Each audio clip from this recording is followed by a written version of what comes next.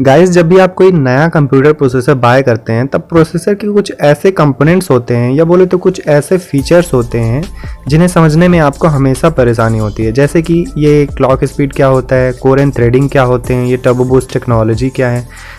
कोई बात नहीं, अगर आपको ये सारी चीज़ें नहीं पता है आप बिल्कुल सही जगह आए हैं। मैं आपको ये सारी चीज़ें बहुत ही सिंपल तरीके से समझाने की कोशिश करूँगा। मैंने प्रोसेसर स्पीड से रिलेटेड 3 वीडियोस बनाए हैं, जिसमें से 2 वीडियोस ऑलरेडी अपलोडेड है मेरे यूट्यूब चैनल पे।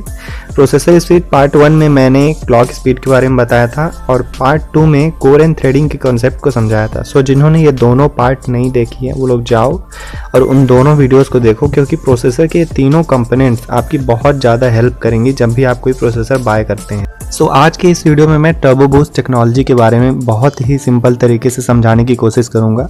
इसलिए अगर आपको अच्छे से समझना है टर्बो बूस्ट टेक्नोलॉजी के बारे में तो वीडियो के लास्ट तक बने रहिए और अपने सारे डाउट्स क्लियर करके जाइए।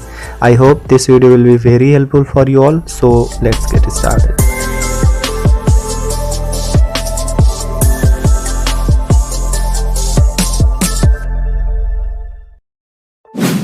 गाइस, जब भी आप कंप्यूटर प्रोसेसर बाय करते हैं तब तीसरी चीज़ है जो आपको हमेशा परेशान करती है, वो है turbo boost technology.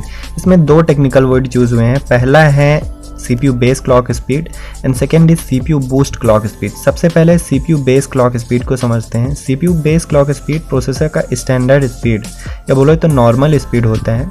CPU base clock speed हमें यह बताता है कि नॉर्मली हमारा CPU 1 सेकेंड में कितने नंबर ऑफ साइकिल्स में एग्जीक्यूट होता है। अर्ली डेज के कंप्यूटर्स में जो प्रोसेसर यूज़ होते थे वो केवल बेस क्लॉक स्पीड में रन होते थे, मतलब उनकी एक फिक्स्ड स्पीड होती थी।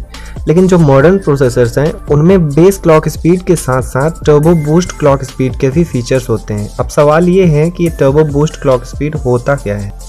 आजकल AMD और इंटेल दोनों कंपनीज अपने प्रोसेसर्स में टर्बो बूस्ट टेक्नोलॉजी के फीचर्स प्रोवाइड कराते हैं, लेकिन दोनों कंपनीज AMD और इंटेल ने टर्बो बूस्ट टेक्नोलॉजी को अलग अलग नेम दिया है। कंप्यूटर प्रोसेसर के latest series Ryzen 2000 and Ryzen 3000 के लिए AMD इसे प्रिसीजन बूस्ट 2 कहता है और इंटेल के कोर i5 एंड i7 के सेकेंड जनरेशन से स्टार्ट प्रोसेसर को Intel calls it Intel turbo boost technology version 2.0 and for latest core i7 and i9 के प्रोसेसर को Intel calls it Intel turbo boost max technology version 3.0। Turbo boost clock speed processor का maximum speed होता है। ये हमें यह बताता है कि CPU बूस्टअप होने के बाद CPU का मैक्सिमम स्पीड कितना होगा। फॉर एग्जांपल, एक प्रोसेसर जिसका बेस क्लॉक स्पीड 3.6 गीगाहर्ट्ज़ है और उसका turbo boost clock speed 4.6 gigahertz है, जो कि Ryzen 7 3700X सीरीज़ में होता है। अगर आप इस प्रोसेसर का यूज़ करके कोई हैवी एप्स या गेम्स अपने कंप्यूटर पे रन कर रहे हैं तब आपका प्रोसेसर ओवर क्लॉक होकर या बोले तो बूस्टअप होकर नॉर्मल स्पीड 3.6 गीगाहर्ट्ज़ से मैक्सिमम स्पीड 4.6 गीगाहर्ट्ज़ तक हो सकता है। लेकिन रेस्ट ऑफ द टाइम में इसका क्लॉक स्पीड 3.6 गीगाहर्ट्ज़ ही रहेगा। मतलब अगर आप कोई नॉर्मल एप्लीकेशन यूज़ करते हैं तो प्रोसेसर का क्लॉक स्पीड 3.6 गीगाहर्ट्ज़ ही रहेगा। और अगर आप कोई heavy apps like high and games खेलते हैं जो कि प्रोसेसर के बेस क्लॉक स्पीड में रन नहीं हो पा रहा है, तब उस गेम को रन करने के लिए प्रोसेसर का क्लॉक स्पीड ग्रेजुअली इंक्रीज होकर मैक्सिमम स्पीड 4.6 गीगाहर्ट्ज़ तक हो सकता है। मैंने क्या बोला? 4.6 गीगाहर्ट्ज़ तक हो सकता है। मैंने ये नहीं बोला कि हो ही जाएगा, क्योंकि प्रोसेसर को टर्बो बूस्ट क्लॉक स्पीड में या बोले तो मैक्सिमम स्पीड में पहुंचने के लिए कुछ कंडीशंस होते हैं जिसे प्रोसेसर बूस्टअप होने से पहले चेक करता है। फर्स्ट कंडीशन इज पावर, मतलब अगर आपको प्रोसेसर से मैक्सिमम स्पीड चाहिए तो आपका मदरबोर्ड इतना कैपेबल होना चाहिए कि वह उतना पावर प्रोसेसर तक डिलीवर कर सके जितना कि प्रोसेसर को ज़रूरत है।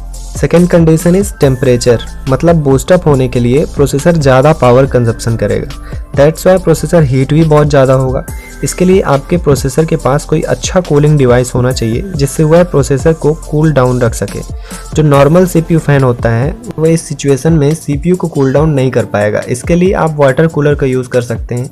जनरली वाटर कूलर का यूज़ बड़े बड़े गेमर्स करते हैं। अगर आपका इंटरेस्ट गेमिंग में है तो आप वाटर कूलर का यूज़ कर सकते हैं। अदरवाइज़ प्रोसेसर का टेम्परेचर अगर बहुत ज़्यादा हाई हो जाता है तो वह थ्रोटल मोड में चला जाएगा। मतलब ओवर हीटिंग के कारण प्रोसेसर अपने आप को डैमेज होने से बचाने के लिए वह अपनी फ्रिक्वेंसी को ऑटोमेटिकली डाउन कर देगा थर्ड कंडीशन इज यूटिलाइजेशन, मतलब अगर आपके ऐप्स या गेम्स को बेस क्लॉक स्पीड से ज़्यादा फ्रिक्वेंसी की ज़रूरत नहीं है तो उसके पास कोई रीज़न नहीं होगा बूस्ट अप होने के लिए। ऑल्सो अगर प्रोसेसर के सभी कोर्स एक्टिवली यूज़ नहीं हो रहे हैं तब भी प्रोसेसर बूस्ट अप नहीं होगा। इसके अलावा जैसा कि आप सभी जानते हैं मार्केट में 2 कोर्स से लेकर 16 कोर्स तक के प्रोसेसर मौजूद हैं। इसलिए आपके दिमाग में एक सवाल ज़रूर आ सकता है कि प्रोसेसर अगर टर्बो बूस्ट टेक्नोलॉजी सपोर्ट करता है तो क्या प्रोसेसर के अंदर मौजूद सभी कोर्स बूस्ट अप हो जाएंगे? नहीं, बिल्कुल नहीं, ऐसा हो ही नहीं सकता, क्योंकि अगर सभी कोर्स बूस्ट अप होंगे तो बहुत ज़्यादा हीट प्रोड्यूस होगा। इसलिए नॉर्मली 1 कोर बूस्ट अप होता है, लेकिन कुछ प्रोसेसर्स में जिसमें ज़्यादा कोर्स अवेलेबल होते हैं उनमें 2 या 2 से अधिक भी कोर्स बूस्ट अप हो सकते हैं, और अगर ऐसा होता है तो बाकी के सभी कोर्स अपनी क्लॉक स्पीड कम कर देंगे ताकि ज़्यादा हीट प्रोड्यूस ना हो। So that's all guys, I hope आपको समझ में आया होगा। अगर वीडियो पसंद आया तो please like, comment and subscribe जरूर करें। Thank you.